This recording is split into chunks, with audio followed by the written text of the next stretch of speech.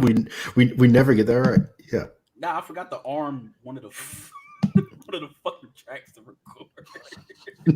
We good now. I did that exact same shit with Joe on mine. I'm just like, because it's like the R is outlined, but like the Uh, whole box has to be red. But because the oh, R is red as opposed to white, I just be like, oh, all right, we yeah. Till I hit record and then ain't nothing showing up here. Anyways, welcome to Politics as Usual, hey, episode 19. 19. Yeah. I am AJ. With me is Ronnie. Fee is still not here yet. I'm not even about to tell y'all. About to give y'all. It's actually not his fault. I'll let him Yeah, explain it to y'all. it's not his fault. It's not his fault. I don't know how much of that man business he went out in the streets, but it's actually not his fault that he's not here this week. But yeah, we figured we do an episode. A lot of shit going on in the world. Yeah, very eventful couple of days. Eventful is probably the least of the. I don't know, man. I've been all over the place, man. I've been angry. I've been sad. I've been disappointed. And most of the motherfuckers I've been disappointed at are black people. Yeah, right. It's Like, because with white people, it's like, okay, they're either gonna be indifferent or they're gonna try to redirect. But right. but in 2020, if you're black and you're still doing whataboutism, then yeah, you're part of the problem. Yeah, exactly. Like there is no what about, there is no what does this help. Like I am 100% done with dealing with anybody who is parroting coon rhetoric in 2020. Like I'm done with that shit. Like D, who is one of the nicest people on the planet. The other day she put in our group me that she feels sorry for those people, which I expect because D's actually a good person, and I ain't gonna say I'm not a good person. I just don't give a fuck. Like I'm no longer feeling sorry for people who have been programmed to be anti-black. Like if you can't see the shit that's going on in this country and change your way of thinking and realize that you are not going to be the exceptional Negro, that asking these people nicely ain't going to change shit because motherfuckers been asking nicely for 400 years. Like this country was literally built on riots and protests. Like exactly. White people talking about violence solves nothing. Love fucking Samuel Adams and Paul Revere. With them dressing up like Native Americans, which by the way was racist as hell. But y'all motherfuckers, bro, they had a protest and they framed it on indigenous people. I mean, and I tweeted that shit earlier, and Joe and Chuck were like, "Yo, I didn't know that," and I'm like, "Yeah, man."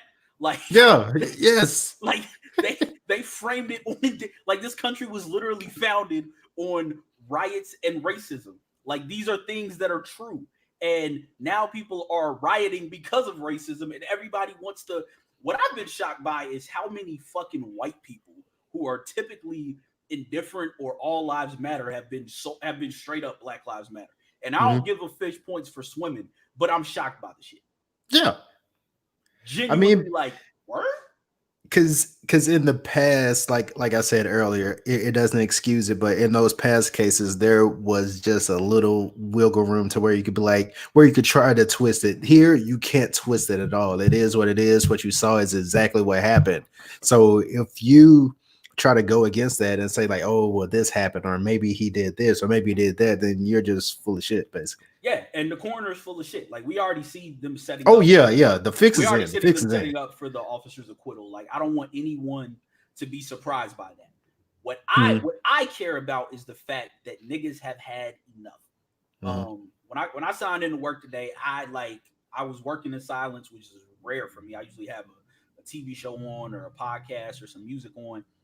I turned on a Pimp a Butterfly like after like 30 minutes. And by the end of it, you get the Mortal Man, which is Kendrick doing that faux interview with Tupac. And there's a part where he starts talking about, I think motherfuckers is tired of rioting. I think they think it's gonna be some looting, and that's what it's coming to. We ain't got there yet because people been looting, but I feel like we at a point where the next time this shit happens, it's not gonna be no running up in the stores. Like these motherfuckers burnt down a whole police precinct.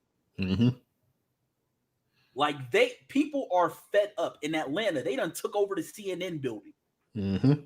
Like they are protesting everywhere. Louisville done renewed their protest over Breonna Taylor, and rest in peace to her. And I think I read something the other day that said her boyfriend had the charges dropped against him for firing back against the officer. Good. That's true. That's great because Good. that was a complete setup.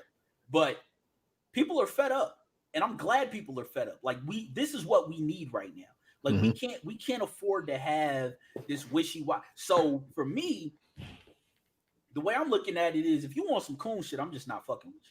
Yeah, is no like cause I had this conversation the other day. Like once again, it's 2020. I'm not here to educate anybody. I'm not here to educate. You have the same access to the resources I had that framed my worldview, and especially if you're in black skin, like your day to day, like the day to day you live in, like how could you not see this? So I'm not trying to educate you in 2020, and that's just what it is. Like I in October, I was literally pulled over for driving a BMW with templates and had guns drawn on me, cuffed, and God knows what could have happened if thankfully the second officer that arrived on the scene was calm. And I shouldn't even be saying thankfully for that.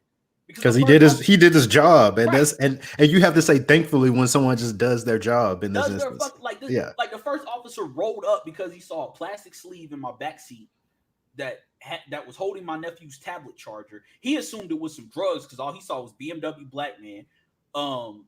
In my door console, my pistol was there, which is legally registered, which I have a license to carry concealed. That was sitting there. So he saw those two things and immediately is like, pull him out the car, cuff him, like yanking on my door. Like that was a harrowing. I was 2 minutes from my mom's house. 2 minutes. Was just driving back from kicking it with some friends I hadn't seen in forever. And I could have died. And so when I hear people trying to excuse the police or try to nah, man, like, no, fuck that shit. It's too close to home. Like, if anybody that I fuck with dies at the hands of police, I'm not protesting peacefully. And if the shit happens to me, I don't want you niggas to protest peacefully. Like, fuck all that shit. Tear some shit down. These fucking businesses will be okay. Target is gonna be fucking okay. Target is gonna be fine. Like, Target is gonna be okay. They got insurance to cover all that shit. Like, I saw the post about, I can't remember what the business name was, but it was a small business that the Gandhi Mahal restaurant. Yeah, beautiful post. Yeah, and the daughter of the owner said that they were sitting there and her father, who owned the business and had built it up, was sitting there and is like, man, my building can come back. What's important is that justice is served for George Floyd. And that's the type of shit that, like, these fucking businesses can be replaced, man. Like, when do we get to the fucking point where we care more about property and the damages that can be done to that shit than we do about a fucking human life? Those buildings and businesses will come back. George Floyd cannot. He's gone. There ain't no Dragon Balls around this motherfucker. Yeah, those things are intangible and basically don't have value. Life has value. Like, and those intangible things have value by what we as living beings apply to it. Exactly. So yeah, those buildings could come back. Those businesses are going to be fine. But the fact of the matter is, if you're upset about the riots, if you're upset about the looting, then maybe be upset that innocent black men are losing their lives. Exactly. Just maybe. Yeah. Innocent black men and women. Like it's far too common for this shit to be happening. Like, there needs to be a fundamental change, and until it changes, this isn't good. Like, I could go on a whole tangent about what needs to change, how this needs to change. We talked about it in our group chat yesterday, but I'm glad to see that society is at a tipping point. We're at a fever pitch right now. People are fed up. They're tired. They do not give a fuck anymore, and I'm okay with that. Like, I'm 1000% okay with the fact that people are fed up. People are like, even notorious fit sitters like Justin Timberlake are out here saying shit. Justin Timberlake been appropriating black culture for like 17 years now, if not longer. Like, damn near 2 decades. Like, if we keeping it real, like, when did Justified come out? When did he do the cornrow shit? Shit, that came out. That was like what, 02, 03, 04? Yeah, like the cornrow shit happened in like 2000. Yeah. Shit. So he's been doing this shit for 2 years, and he finally was like, because he had a gaffe where he said some all lives matter bullshit a few years ago, and then he was like, he's on that shit. And I shouldn't say proud, but you know who I am most like, who was talking that shit today on the fucking timeline? Who's that? Taylor Rooks. Oh yeah. Taylor Rooks was giving niggas bars today. Oh yeah. Oh yeah. Quoting Dr. King, she put $3,000 down on the Minnesota Freedom Fund. If you do not know what that is, Minnesota Freedom Fund is giving money to bail out protesters who are being jailed. I put some money on it earlier today. I'm gonna put some money on the Atlanta one and the Louisville. Like I am. She was giving motherfuckers bars today. She talked that shit about the cookout, which I've been telling you niggas for years now. All this inviting every white person that shows you basic human decency. Like motherfuckers don't even understand that's how ingrained the self-hatred is. Like, and you telling on yourself by reacting so excitedly to white folks are giving you basic human decency, but then you turn around and you want to just give them the keys to the fucking city. All right. Because they showed you basic that's the game. Because they respect you as a human being, then they're like lifted up on a pedestal because they're just treating because they're giving you the respect you deserve as a human being, basically. Like they did something noble. Like, get the fuck out of here. Like I've been the most, like, even notorious maggots like Randy Orton in pro wrestling. He's saying Black Lives Matter. Like, no, all lives matter. No, he's outright saying black. And again, we ain't giving fish points for swimming. I'm just talking about the people who notoriously stay away from this kind of shit. Not Taylor Rooks, by the way. But the people who notoriously stay away from this kind of shit that are like, hey, nah, this ain't acceptable. The other Taylor Swift put her fans. Yeah, Taylor Swift. Taylor Swift, man. Like, dog, this shit is wild to me for so many reasons. But like, I this is the first time in a long time that I have experienced I don't even want to call it hope, but the slightest bit of optimism about humanity and where this country is headed. Because people are pissed. People of all backgrounds are pissed. People are tired. And I don't know if maybe this epidemic had something to do with it. Maybe it's the perfect storm of this economic. That's exactly what it is. That's exactly what it is. Because if this wasn't preceded by basically the government and the economy that lies underneath it saying, we don't care about you people. We don't care about you at all.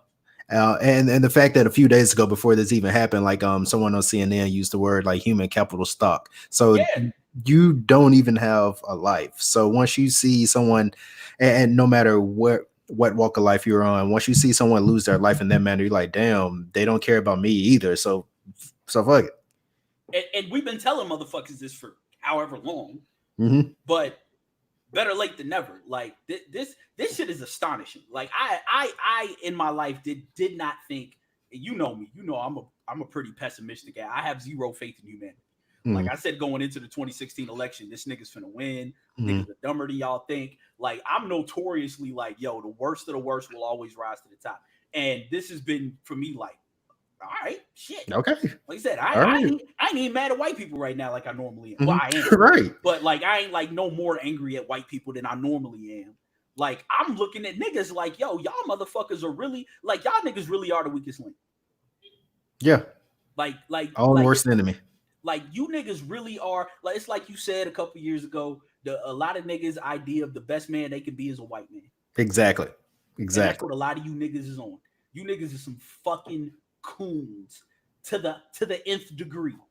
And I'm not associating with niggas that's on that coon shit. I refuse. I don't give a fuck how long I've known you, what you've done for me. The minute you start spewing coon rhetoric, you are out of here. Because you are worse than the white people doing this shit. Because you know this shit can happen to you. I don't give a fuck what you've done.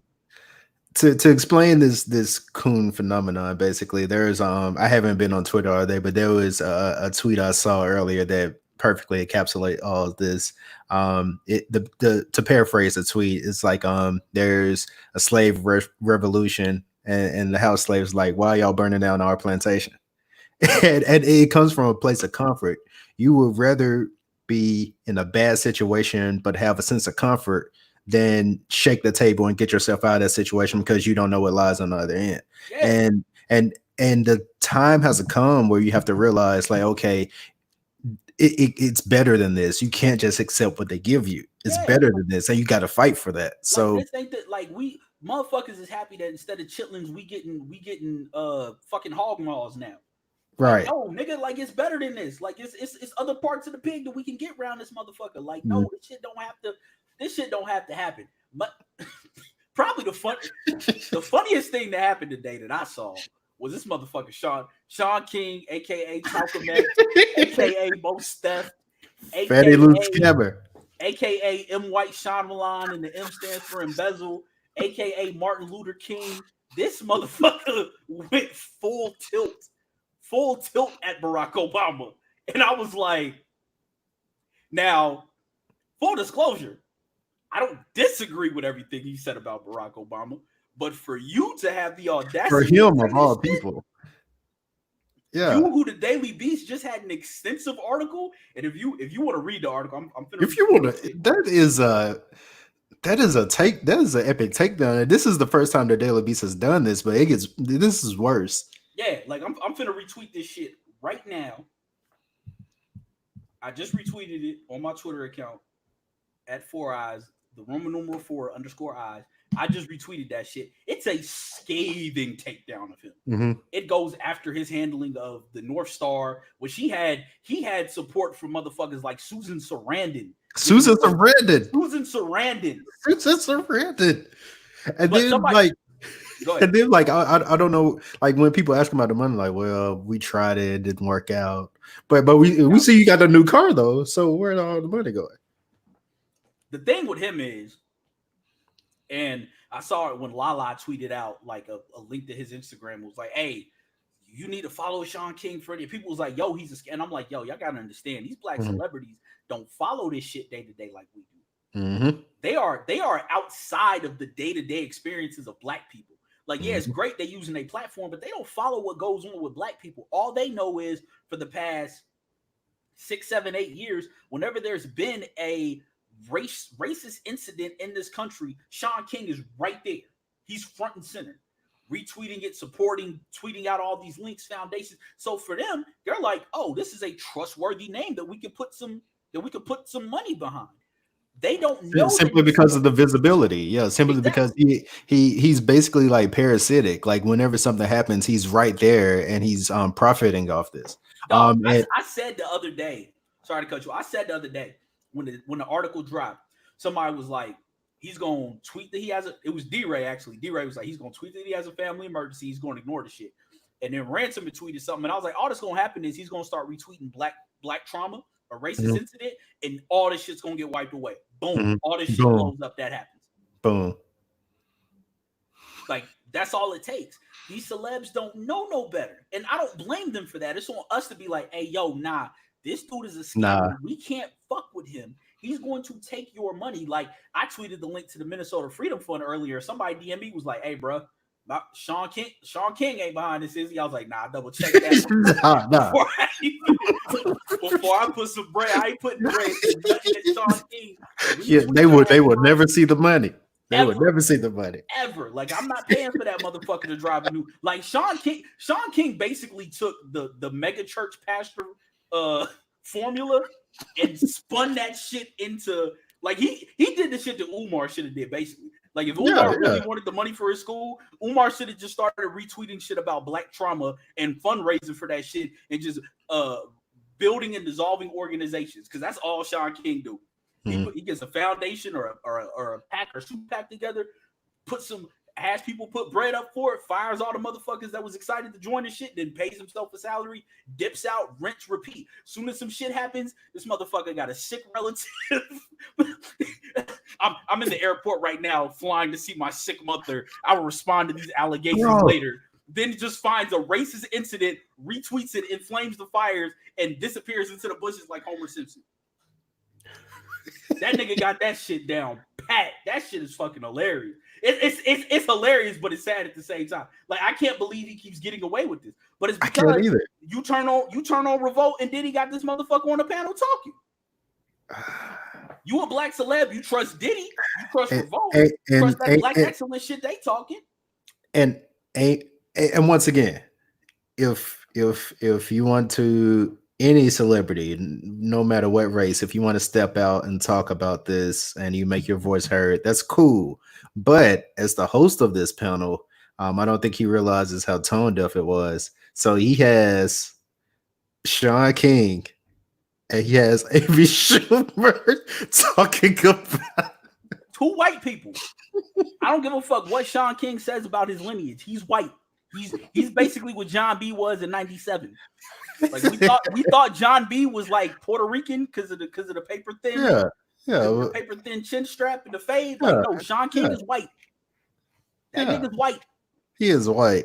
I know that's an oxymoron to say that nigga's white, but that nigga's white. That nigga white. White. Like there ain't no blackness there at all. That's why they call the motherfucking Talcum X. If you ever see some fucking talcum powder, that's why he's M. White Scammer Man.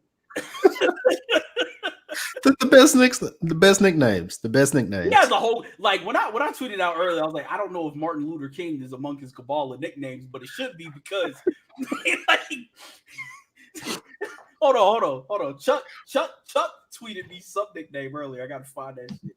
That shit had me fucking dying too. I was like, yo, come on, Chuck. Like Frederick Smugglers.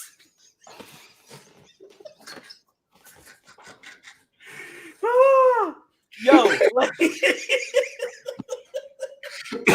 nigga got so many fucking scamming and white nicknames. Yeah, M. White Scammer Man is my favorite. And the M is for embezzle, nigga. Like that. The M is for embezzle. Don't forget the M. Be out here stealing. Like they said, this nigga like dissolved a pack and paid himself $160,000 for the year. You know how nuts that is? It got away scot-free. It got away with it. And it's right back out here, leading the charge. Like, but that's also a cautionary tale for any like creatives, any activists, any ground roots activists. Like, be aware of who you are attaching yourself to. Yeah, because you got to worry about parasites like him. You got like a lot of people retweeted the picture of the brother in Ferguson who was throwing the tear gas back at the police, and he turned, and a lot of those activists who was on the ground in Ferguson turned up dead. And like, that's my thing. We have to do more than just be in the moment with these things. We got to follow these things. We got to make sure that it's just like the nature of grief. Like they always say, like the first 2 weeks of grief is easy because people are checking up on you, but after that, it's like you got to deal with it on your own. So you got to remember to check in on these things, and it's hard because there's so much shit going on. Like, dog, the fucking Space Force. Like, we created a new branch of military for the first time since 1947. That's 73 years. And it's not even a top 50 moment in Dump's presidency. No. Like, that's a historic thing. There's a whole Netflix TV series out right now with Steve Carell. We don't even talk about that shit. Because so much shit, like, he's basically, like, someone once said that Chris Paul basically in games, if he noticed the refs aren't officiating tight, he just starts fouling on every possession because he's like, you're not gonna call everything. Not on me. Like, so I'm gonna you only gonna call the ingredient, so I'm gonna just do a bunch of little shit because so that when I do the big thing, you be like, oh, that's a foul, but I can get away with these little. That's basically Donald Trump's entire game plan in his presidency. Do so much illegal shit that they can't catch everything, and that's basically what's happening. Because he does, there's something big, and then underneath there, like a lot of little things that just fall under the radar. Like, oh, he is removing us from the World Health Organization, or like that won't even be a story in 24 hours. People will keep talking about him trying to, censor Twitter and all this other shit. But like, nah, man, that's like there's way too much going on, and like we as Black people or people who want to consider ourselves activists or people who follow the movement or people that are about that, we have to do a way better job at following up on these things to make sure that when life goes back to quote unquote normal on the ground, that the people that are there that are left picking up the pieces don't just suddenly become targets and fodder for the local police department to kill, and then it's unsolved cold case because they're not gonna give a fuck because you became famous for protesting them. Like we have to form a community amongst the people who care about this shit and do a better job at just checking up on these things. Like we have to. And that's actually a perfect segue because yesterday, just totally out of nowhere, Ryan brought up a great idea of something he wants to do. He wants to basically build a nationwide platform called No More.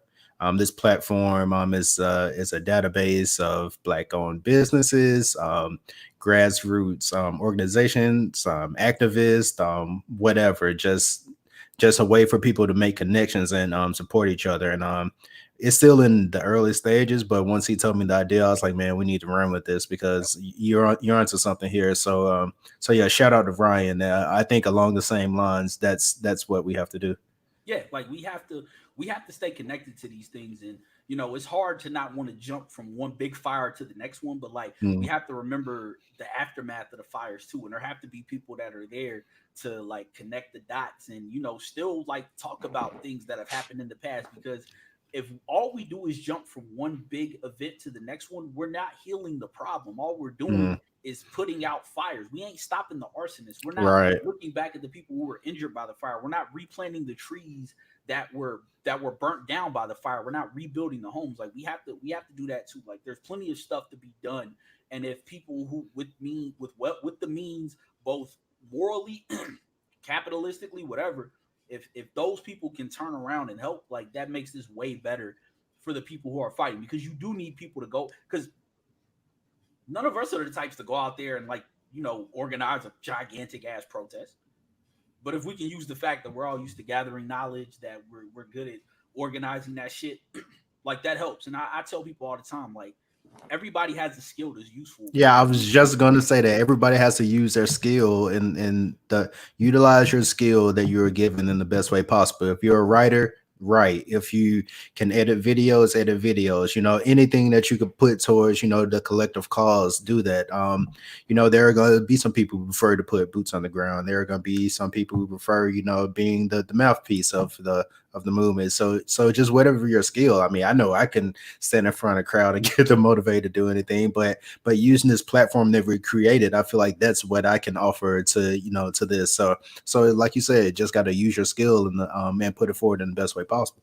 Yeah, like I remember after Trump got elected, I was talking to some coworkers of mine, and everybody was like terrified and stuff. And one of my coworkers she was like, I don't feel like I got anything to offer. And I was like shit, since I've been here, like if I need something, you can tell me who to go to. Mhm. I was like, that's a skill. That's a That is a valuable skill. skill when you in Hmm. a movement, to be able to connect people, to be like, okay, Hmm. yo, I know this person, I know this person. You can go get this. Like that's a really valuable skill, but a lot of people don't think of it that way. They think that they need to be the head, or it's like, nah, you got to start thinking like on a bigger scale.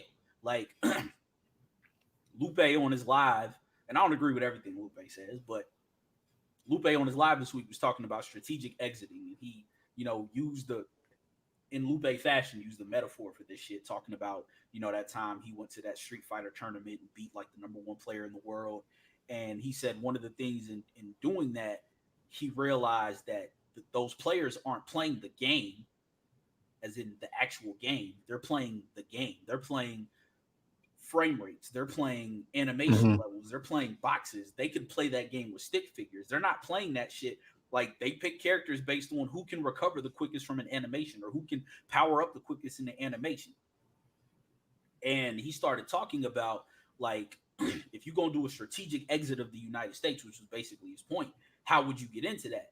And like we, not necessarily on that level, although I have been long been a proponent of that, maybe we should leave the United States, maybe it is time. But you have to start looking at everything strategically. When you start looking at putting together movements, you have to know who's good at what, who can do this, who can do this.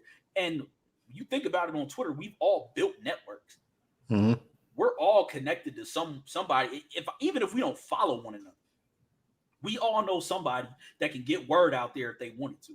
We all follow somebody that can retweet something that'll be seen by somebody else, and if it's seen by the right person, and boom, that's how Birmingham Twitter goes viral like every other week. Yeah, Some you wild don't want shit. to end up on Birmingham Twitter, but at the same time, it's also a good resource in cases like this. Right, but there's people out there who think that they can't do anything, but it's like, yo, if you got the power to like make some stupid shit go viral, you can make some important shit go viral if you just do it the correct way. And that's how we have to start looking at these things, is rather than thinking that we don't have any like real skill or real value to offer, we have to turn around and look at it like, okay, what do I have? And even if that contributes in a small way, it's helping and it's doing Hmm. something. Because this is a tipping point in history. We might look back 50 years from now, if we're all fortunate enough to live that long, if global warming don't kill us first, or murder hornets, or whatever the Got fuck murder hornets, nuclear or monkeys breaking into a monkeys laboratory, breaking in stealing vials of laboratories, blood. stealing shit. Like, if we're fortunate enough to make it 50 years, like we got like 7 different horror movie scenarios out this motherfucker right now. Like we got The Purge, we got Planet of the Apes. iRobot could potentially pop off. Yes. I don't know if there's been an Alfred Hitchcock movie with bees, but there probably should be. Like, I mean, birds are close enough. Yeah, like zombie scenarios could potentially kick up out this. M. Night Shyamalan's mysterious viruses taking out. Like, it's mad shit going on out here. But if we're fortunate enough to make it, we might look back on this point and be like, damn, yo, 2020 was a tipping point. Mm-hmm. For all the bad and wild shit that's going on out here, there's the potential to do some real shit for the good of this planet if we're smart. If we're smart. If not, if not, we could also look back and be like, damn, that was really our last chance to save this fucking planet, and we didn't do it while we're all living in underground sewers or on a fucking freight train like Snowpiercer. Because I ain't trying to live that life. I'm just like, I watched that movie a couple weeks ago, and I ain't with that shit. I ain't with eating ground up bees and doo-doo. Like, nigga, that's not. Yeah, protein packs. Nah. I ain't, and there wasn't a lot of women on Snowpiercer either for you dudes out there. Yeah. Because I was disgusted with myself because I wouldn't read up something on the movie and I saw the director's comments and I was like, hey, bro, I need to know. Yeah. Yeah, it's heavily implied. Also, and once again, the matter isn't the homosexual relationship. The matter is that, like, they were basically passing around the youngest guy on the train. Yeah, which who also like somebody, which was also terrible pun, but yeah. Right. But, well, I mean, this is actually probably a decent enough segue to our next topic. What is our next topic? Why does, and I don't even feel right saying this word out loud no more because I never say it anymore. Like, I barely abbreviate it. Why does No Homo have a Wikipedia page? Yeah, when you told me that, my reaction was, wait, huh? Like, because Cameron posted it on his Twitter. It was like, they're saying the origin is this. Why? And I went and looked, and I was like, okay, maybe this folk. Nah, there's a Wikipedia page for the phrase no homo. And it's like super academic, has of course the footnotes and it has like academic, like people like really talking about the shit. Like, the phrase originates in toxic masculinity and what? Why? Why is that a thing? I feel like this is like when I think it was like Teen Vogue or whatever, like a few years ago, or it was like some magazine, and they tried to define what like fuckboy means, and they totally got it wrong. And all the black people are like, yeah, that's not what a fuckboy means. As a matter of fact, you better not call anybody a fuckboy in public because them fighting words there. So that's also why white people shouldn't just be getting the keys and learning our slang because they misconstrue the shit. Well, I will say this before we pivot back. I think it's because we have this global community that slang happens in real time, and it's not like that 3 or 5 year delay anymore. Like people see, like no cap, and then all of a sudden like no cap is the word that everybody uses. Like there's not that delay anymore. So therefore, people are like, it would basically be me trying to read, like, let's say I don't know Portuguese, but it'd be trying to read Portuguese, but like getting like the conjugation of like verbs and stuff wrong because I can only say it like phonetically, but I have no idea what the hell it means. So basically when they try to use that language, they pick up, but they get the context wrong because you're not, right. You're not in that culture, so you don't know what the hell you mean. Right, but that also comes from us giving them like way too much access for them to feel comfortable about reporting on the shit anyway. Because there was a while that like hip hop and slang and all that shit, they consumed it, but they weren't comfortable enough to talk about it in public. We made them comfortable enough to talk about it in public, which is the problem. Like we could have kept that shit taboo, counterculture. Like I just thought about that random guy like a few weeks ago who was like he was like, the tweet says something like Nelly is like not off the culture or something, and everybody's like, who the hell? And I would like to preface this with, and I say this all the time, like growing up, I was one of the few people who did not like Nelly, but at the same time, this man went diamond which is a feat that not very many have done. Like you could count. There have been 8 hip hop albums that are diamond. Mhm, All of them are double albums except for Nelly, mhm. Eminem's 2 albums, and MC Hammer. Pimp Juice and Us and Jaden. Yeah. But They've yeah, never gone diamond. but Like yeah, to go. your favorite rapper has never gone diamond. Like Mhm, I think it's, if I'm not mistaken, Tupac, Biggie, Outkast, double albums. All these are double albums, by the way, except the Beastie Boys. But Beastie Boys, Outkast, uh, Pac, Biggie, Eminem, MC Hammer, and Nelly. Like I think that's mhm, it. mhm. And they were all double albums except for Hammer, M, and the Beastie Boys. So yeah, to say something that was definitely a cultural moment for us is not of the culture. Yeah, you don't have any place to say that. And in case you're wondering why double albums matter, if back then when it was discs, if you put out a double album, the sale counted twice. So all Mhm, those double albums did not actually sell 10 million records. The only albums that have actually sold quote unquote 10 million records are the Eminem Show, the Marshall Mathers LP, Country Grammar, and one of those Beastie Boys albums. And Hammer don't hurt me. Hammer don't hurt him. have no heard. Yeah, like the list is very small. So Mhm. for like, and I if my brother was on here, he would tell you how much of a net. Like he was walking around this motherfucker with vocal everything. Oh man, we gonna get into some heated arguments then. Like I'm definitely just gonna troll him like, hey man, Nelly was Hey, trash, but man. listen, man. Like regarding that verses, I actually thought Nelly had a puncher's chance going in if he played the right songs and kept his heat and played it strategically. But that motherfucker was playing some bullshit. I don't know what the fuck was wrong with him. Somebody should have slapped him And upside his head. and Luda left it all on the table. Yeah, Luda Luda took him did. easy on him. Luda Yeah. did. But like, I don't know. It's kind of like with the 112 verses yesterday when you play anywhere like song 12 or only you at like no, you say that even though they won handily. Like you Mhm. say that shit, you save the haymakers for the end. You save the shit that everybody wants till the end. Like you don't come out with your haymakers because then it's like, all right, well, what the fuck you finna play? Because like the thing with Luda is Luda played a lot of his big songs early, but he left them features for later. Mhm. Like, Mhm. oh yeah, y'all niggas forgot I did this. Mhm. Like those are the things that like win you verses. Like Nelly was sitting playing the big shit. I'm like, what are you doing, dude? Like, because again, I've listened to enough Nelly and Saint Lunatics in my life because my brother's older than me. He got a I'm driver's sorry. I'm license. sorry, man. He got a driver. Hey, listen, Country Grammar and the Free City. You had sweat and suit. Nah, no. I was off the train by then. I was off the Nelly shit by then. Because I had my own car and wasn't Sweat and Uh-huh. Suit wasn't getting no burn over here. But Country Grammar, Nellyville was alright. But Country Grammar and Free City had a lot of fire on it. Like, and I'll there's take a lot okay. of fire on those albums, but Nelly chose to play other. Like, he ain't even played the Tim McGraw joint. Like, I know nobody wants to hear that shit. But Nobody wants to hear that. that was a big ass record. That's cool, but no one wants to hear that. He was playing. I was like, what? Why are you playing? Nobody wants to hear this shit. But Nobody wants to hear this shit.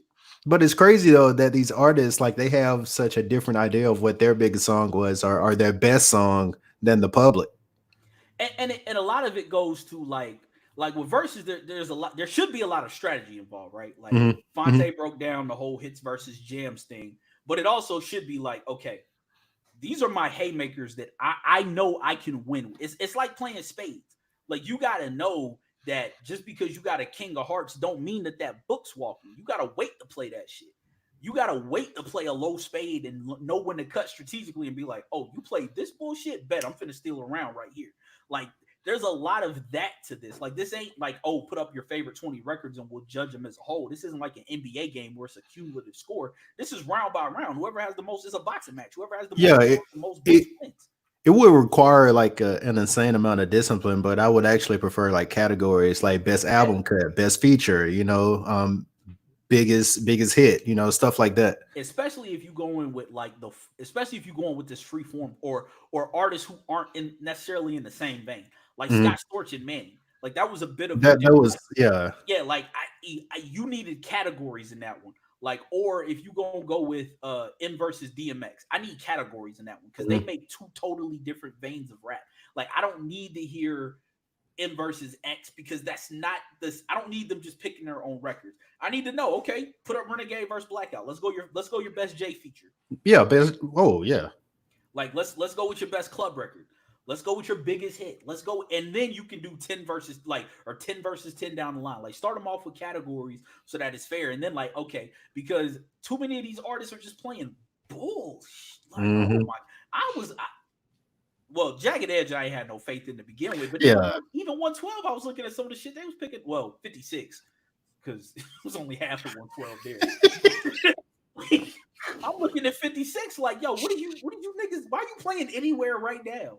Like, why are you playing Only You right now? Like, that's a smash. Dude, that's like when Genuine left TGT and somebody said, I guess TGT stands for Tyrese Gibson and Tank now.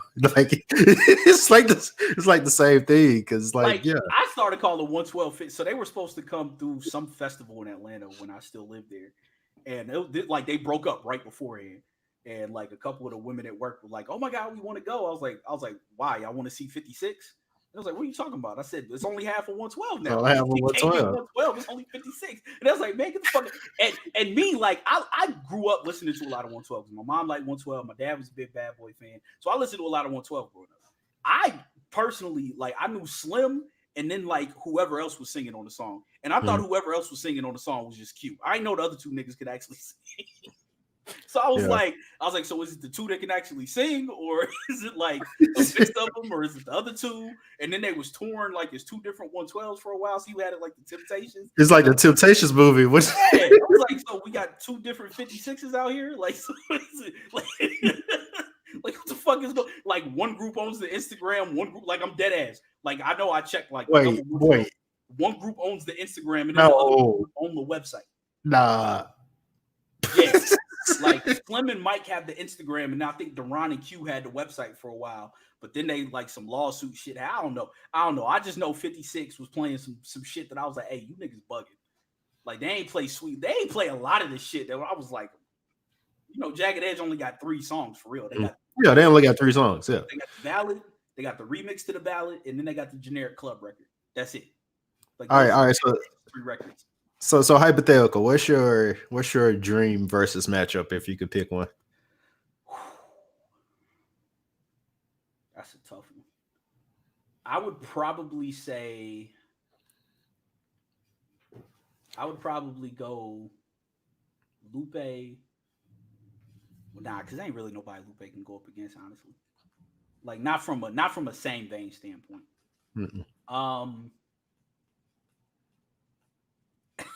This might actually be like off the beaten path here, but actually, you know what? I want to see Pharrell. I want to see Pharrell versus the Justice League. See, to me, the only person that Pharrell or if you want to just include the Neptunes as a whole can go up against is Timbaland, but Timbaland already wasted himself by battling Swizz Beatz, which I don't know how that happened.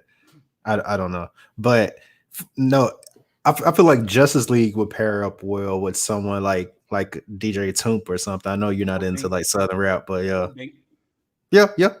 Well, I was thinking more like not like hard hitting beats, more of like beautiful, intricate sounds. Yeah. Like, but I guess if we talking artists, I don't know. What's yours? Mine, and this is something I want to see because like the meta commentary of it, like the battle itself would be good, but at the same time, it would just be like so entertaining to just watch these two groups. Jodeci versus Dru Hill. Oh yeah. Because you already know Woody would lead the group in the middle of the verses, and then Casey and JoJo would be performing. So like Jodeci versus Dru Hill would be perfect. I think Casey and JoJo and Cisco are cousins, like if I'm not mistaken. Yeah, like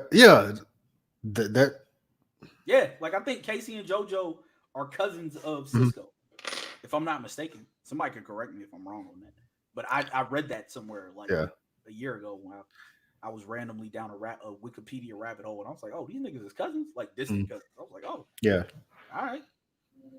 I don't know. I'm thinking like, I don't know. Maybe I might have to go with like more of a new school feel to this. Actually, you know what?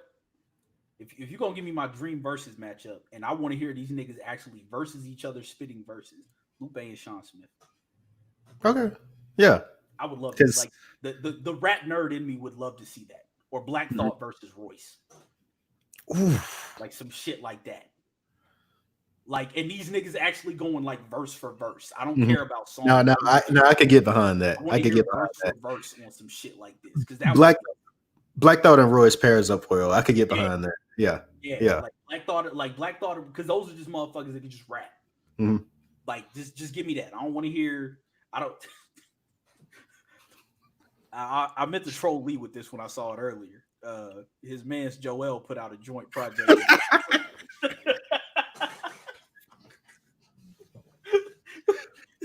Lee cannot stand Joel Ortiz. Joel Ortiz is the greatest reacher of all time, man. Like I'm not a rapper, but I know enough to know that if you are going to make that punchline, you have to set it up and it has to feel natural. He will reach. He will absolutely reach. He would say something like, where did that come from? Yeah, man. Like, there's some times I'll be listening, I'll be like, come on, Joel, you better. Come on, Joel. I've heard some fire Joel verses. Yeah. And it'd be like, no, nigga, you didn't have to do. Like, Crooked will do the same thing, though. Yeah. Crooked one track was like drug abusing fourth grader. I mean, a loaded 9. I'm like, what? Why did that thought even come to your head? Loaded 9, a fourth grader on drugs. Let's do it. Like, come on, Crook. Like, you're too good of an MC for that, man. Like, too good of an MC for that shit, man. Like, nah, man. Like, we don't. No, that's not something that needs to be said around this motherfucker, man. Like, you wilding the fuck out for even thinking that shit. Like, no, bro. Like, the maybe line, because I never heard that one. The shit Lee said. Maybe. So please say the whole line. Please say the whole line. I hold on. I have to find it because I can. It was something to the effect of like the end of spring in a insect, maybe like some shit like that. I was like, no, nigga. I have to find a Lee tweet to find it, and it's been like 2 weeks since then.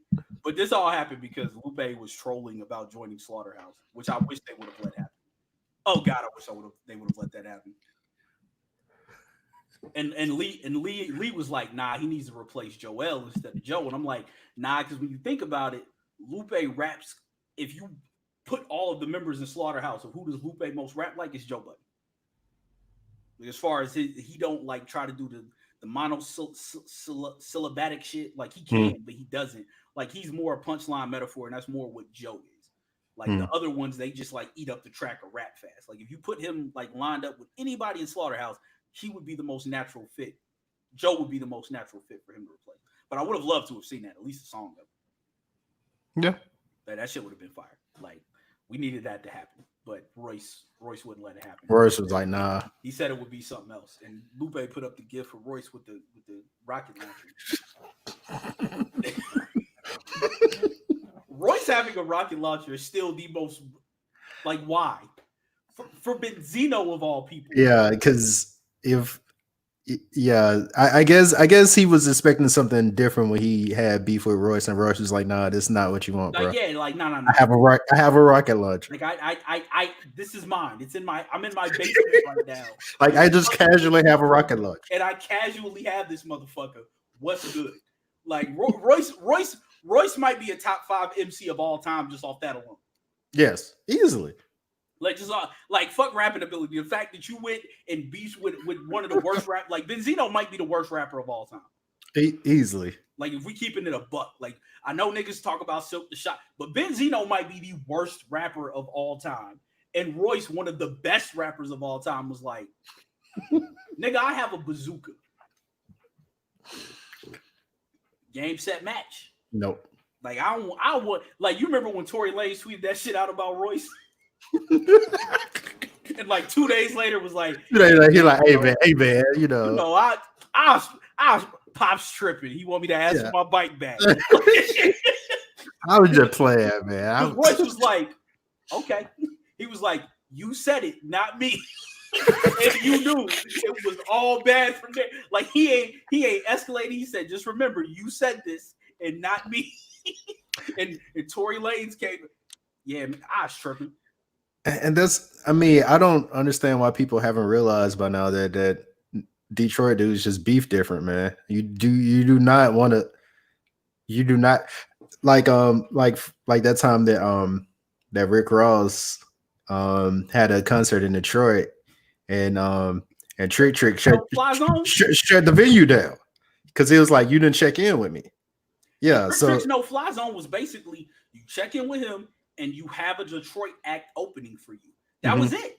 That's all he wanted. He was like, you not finna come here perform, take money from artists that are out here grinding. You gonna come here and you are going to pay homage. You gonna check in with me and you gonna have a Detroit act opening up for you so we can eat off of you eating in our city. Simple request. Rose ain't do that. Trick was like, oh, okay, bet. Okay. Oh, it like if you're a fan of battle rap, you'll know this story. But there's this rapper from New Jersey named Shotgun Suge who was fucking trash in my opinion. But Shotgun Suge, who's built like a sack of potatoes, had the nerve to disproof of D12. Oh no! Oh no! Yeah. No. Yeah. And so why? Trick was like, you cannot come to Detroit. So two battle rappers who ran with him at the time, Arsenal and Sue Surf, went to Detroit for a battle. No. Surf ends up getting arrested in Detroit because he had a gun on him because he was worried about what Detroit niggas would do over Shotgun Suge's comments. Arsenal, before the battle, gets confronted by Trick. Arsenal, who's known for saying the most disrespectful shit on the planet, who once said to a rapper in front of his face, your uncle was a crackhead with a face full of blackheads, and I wish if I could, I'd bring him back to life so I could wish him back dead. Some shit like that, right? Arsenal gets confronted by Trick. He's like, nah, man, I don't know him. Arsenal gets on stage and starts rapping about how, yeah, I came to Detroit, my man Shotgun Suge. Trick ran right to the front of the stage and was like, you said you ain't know that, man. Arsenal's leaning back like, hey, says to a blood, hey, cuz, watch these niggas. Trick does not play about Detroit. Mm-mm. So, yeah, Detroit niggas are a different breed of, like, those are not niggas that you want to fuck with. Like, M and Royce was cool for a minute, and then when them and D12 started beefing, yeah, nah, man. Detroit dudes are not the niggas that you want to piss off. I actually have a funny story involving Detroit, but I won't tell it because it involves my dad.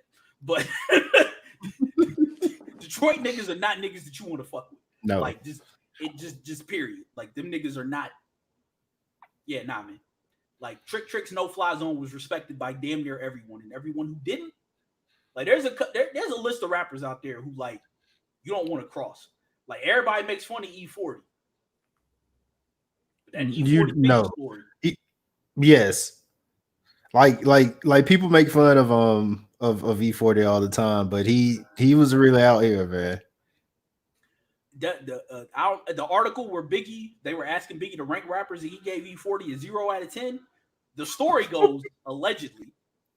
Just say allegedly here. Allegedly, they booked a concert for Biggie in the Bay Area. When Biggie and crew showed up, it was E40 and a bunch of Crips waiting on that nigga. They reportedly tied that nigga up till Biggie apologized. And then they let them niggas go. MC Hammer also reportedly is of that ilk. Yeah. Oh, yeah. With a lot of Crips. There's certain niggas that you wouldn't think it. But those aren't the cats that you want to disrespect. Most of the time, the people you think you could try, you shouldn't try. And the people who you shouldn't, and the people you think you shouldn't try, be the ones who you could try.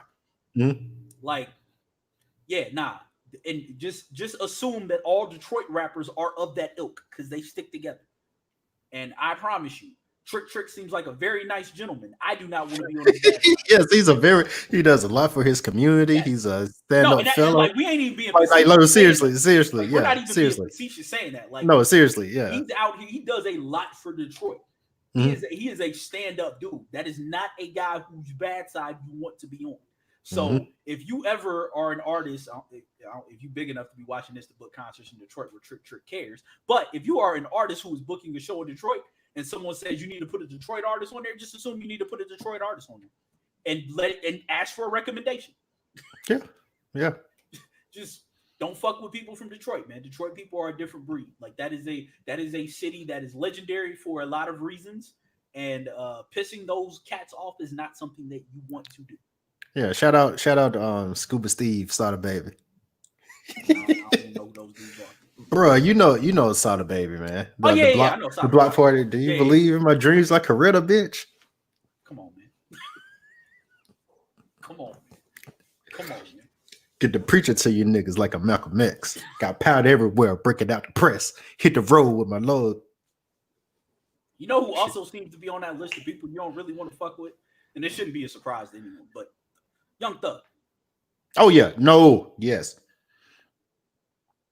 Like apparently he posted a video yesterday talking shit to Sauce Walker, was like, nigga, I'm in your city, but you cannot come to Atlanta anymore.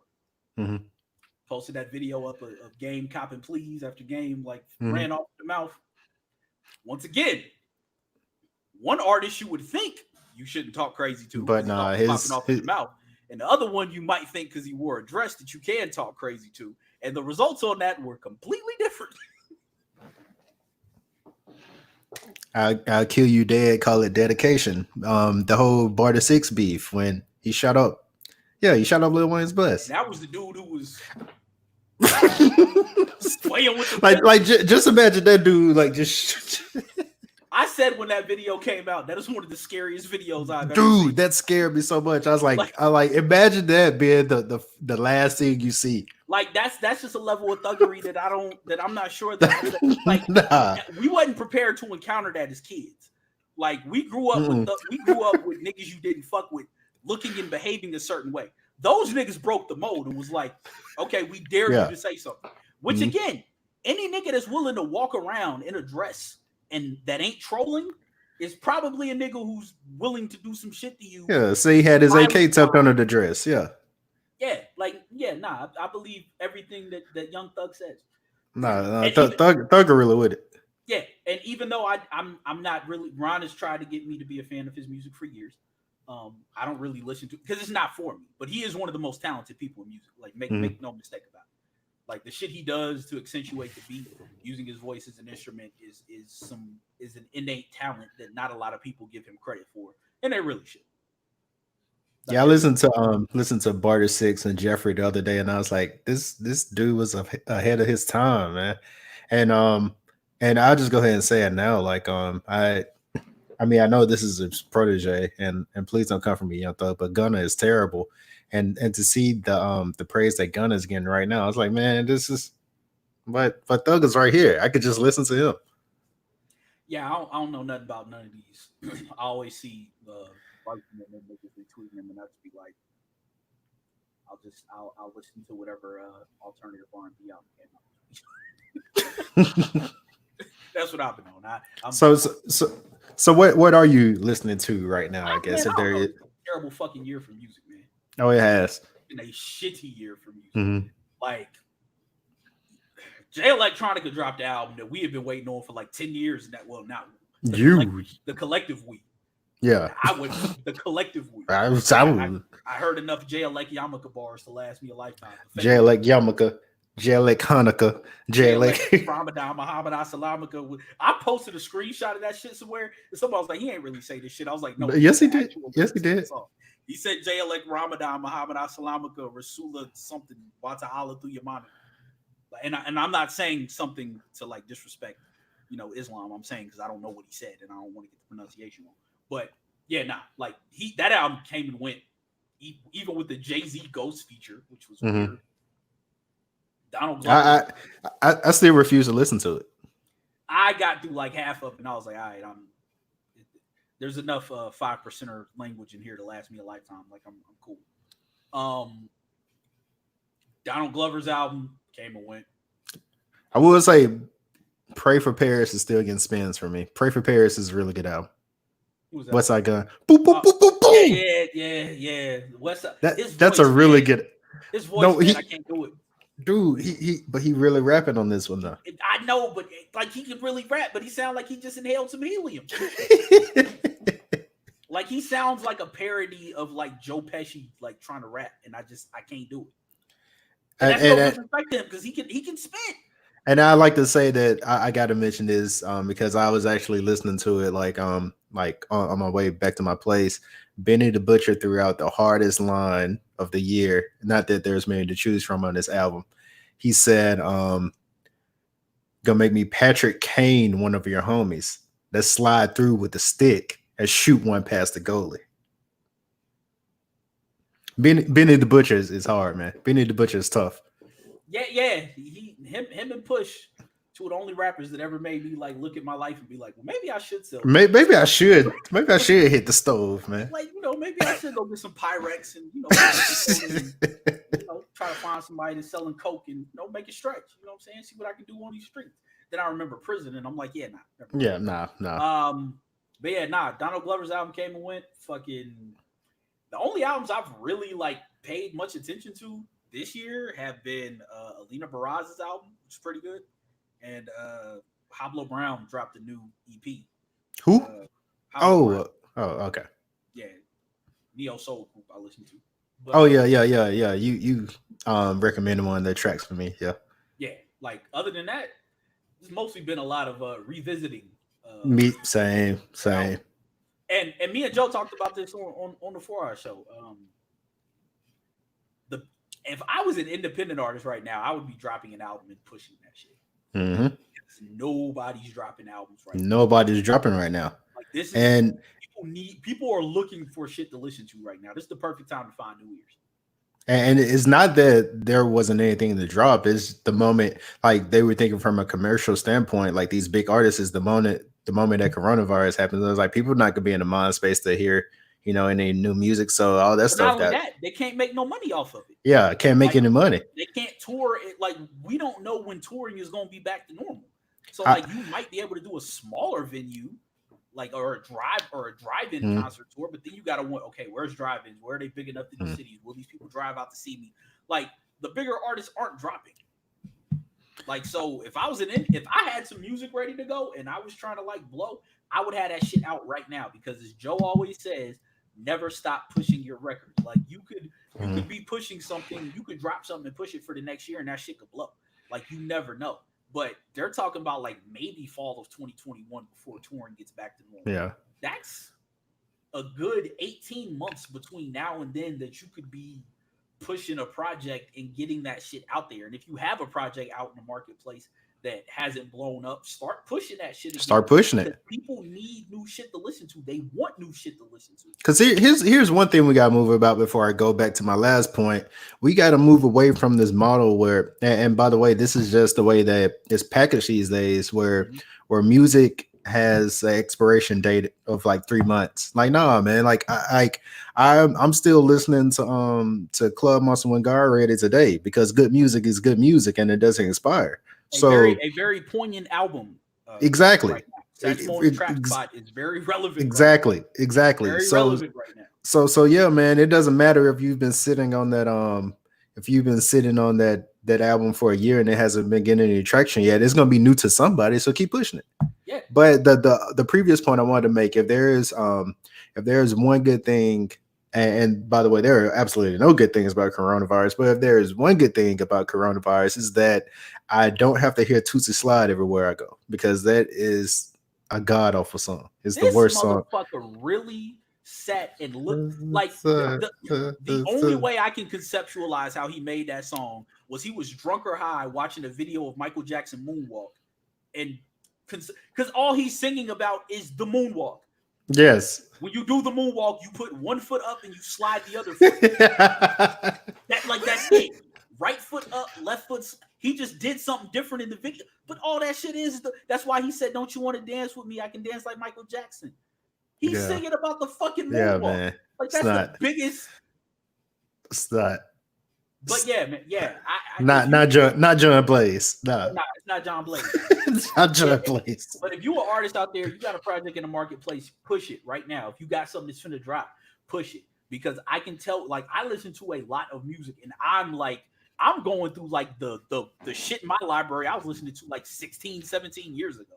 Mm-hmm. Like I'm going back finding old Desert Storm mixtapes that I was listening to. Ooh, that's a yeah, because I'm like, I ain't heard this shit. Because there's nothing out there that's catching my attention. So if you got a project, push it, mm-hmm. because you might catch a wave right when shit opens back up to where you can get out there and tour. Like the big artists aren't dropping because they cannot tour in support of their records right now. So they're not about to drop. You've got probably now until at least the end of this year to drop and push a record before the big artists start gearing up for whenever they say, okay, we can open back up, shit'll get back to normal. Venues can open up here. Mm-hmm. Because make no mistake about it, these artists aren't about to roll out their tours to go do a 400 cap spot that can only fit 100 people because of the distancing rules. They're not doing it. These artists are not, maybe some that are desperate for money might, but the big enough artists are not doing that. They're not about to lower their price that much to do that because that sets a bad precedent for them. So you've got a long bubble. They'll probably start dropping about 3-4 months beforehand, and you'll see it go in waves. It'll be the top tier artists that can do arenas. It'll be the artists that can't do arenas but can sell out the 400 cap spots. You're going to see it in waves. And we don't even know. The artists that do arenas might not be able to do arenas because of public safety concerns. Like that's another thing that you got to worry about. They might start playing smaller clubs just to get back out there on the road. So you have a lot of time. Like there is a lot of shit that's going to go into when artists start dropping music again. Like I said on the podcast, this is probably the worst time to start a podcast, but the best time to drop some music because the big artists are doing more podcasting than they are dropping music right now. So if you got a project ready to go, drop it. If you're working on something, even if it's just a fucking song, put that shit out there and and see. You never know what the fuck can happen. You never know. Plenty of people out here, like I think if there's one thing that this pandemic has taught us is that we knew this, but the world relies on creators a lot more than it likes to give it credit for. Because everybody's looking for a new TV show to watch, a new book to read, a new podcast to listen to, a new album to spin through. Like people with we're learning real quick that the credit is given to the people who push the product and not the people who make the product. You need people to make the product, and we took that for granted because we constantly get this content pushed towards us, but these creators right now don't have a way to get their stuff out, and now people are hungry for more content. Like I don't want to say I wish, but if something like this had been going on when I was like 22 or 23, oh man, I'd be out here. And the means to distribute your music was the way it is now. Because like when I was 22, 23, it was like, oh, you can go on through TuneCore, get shit in the iTunes store. How many people gonna pay $10 for a record that they ain't never heard of? All right. Like now, when you already paying for a streaming service, you can get it for free. What harm? Like even if 1 out of every 10 people listens, that's still something, man. And I would be contacting podcasters like, hey, can you feature my song on the intro, outro of your project? Like you never know. You never know. That is my point. If you are an artist, take advantage of the fact that it is easier for people to get to your music or your art than it has ever been before, and they are hungrier for that shit now than they were before. People want that shit. Find your niche, find an audience, and if you can cultivate 50 to 60 listeners, that will propel your shit and maybe get you to a couple places, man. That's all I'm saying. There's plenty of outlets and venues for that shit. So Far Sounds, Pick Up Music, Team Backpack. Like there's a lot of places you can get your music right now that people want it. So like go out there and push that. This wasn't even a part of the docket, but I felt like that needed to be said again. Oh no, that's the beautiful thing about us, like really never having a format. I mean, you never know what we end up in. We get to approach subjects like that. So I'm glad you mentioned that. Yeah. We got anything else? That's it for me, man. All right, because I'm fucking hungry. I spun out of work and immediately started. Started doing this shit. I ain't fucking ate since like 3 o'clock. Oh yeah, man, you need to go eat. Yeah, you definitely need to go eat. Rode about 6 hours. I'm probably about to just go cook out and get a burger or something. That's the only motherfucking. Yeah, Blackness. Blackness. Every time when I'm listening to that album that comes on, I whatever I'm doing. Man, I die laughing every time I hear that, man. Blackness. They just want to see your praises like Blackness. We always love that nigga. I'll be in the office. Somebody like, what the fuck are you doing? I'm like, it's just instinctively Blackness. Again, tying us back to the point, Blackness, man. But yeah, man. Tune in next week. I'm probably not doing my pod this week if you're a listener to that because I don't have the energy. I need to relax after this week's event, so I'll probably put this audio on that pod's channel, or something to that effect. I don't know. But yeah, tune in next week. Same bat channel. Might be the same bat time. We don't. We never know. We drop unexpectedly. A lot of moving parts. A lot of moving parts around this shit. But make sure you log on to the Kids Wear Crowns. Check out what we got going on over there. Check out the Don't Call It a Podcast feed that Ronnie and Ryan are doing around election 2020. Make sure you check out on last week's episode. You and D still doing that, right? Yeah, me and D still doing on last week's episode. Yep. Make sure you check out on last week's episode. Check out the 4 Hour Show. Make sure you log on to the site. We ain't written nothing in a while, but we got a lot of podcasts and shit going on. Make sure you follow the KWC blog on Twitter and Instagram. You can follow me at 4 Eyes, Roman numeral 4_eyes on IG and Twitter. Unless they suspend me because they've been suspending everybody. Oh, it's coming. They suspended everybody but the right person. Everybody but the right wingers. But yeah. Yeah. We'll be back. Same bat channel. Make sure you tune in. We appreciate all the love and support. Thank you for everybody that's been tuning in, spreading content. Big shout outs to Jehovah. Shout outs to everybody that's been rocking with the site for as long as they've been rocking with it, man. We really appreciate it. We're glad that you guys have allowed us to expand this platform to continually doing what we do. You got anything else? You summed it up perfect, man. Just thanks for watching and keep watching. Yeah. Yeah. We'll be back. Peace.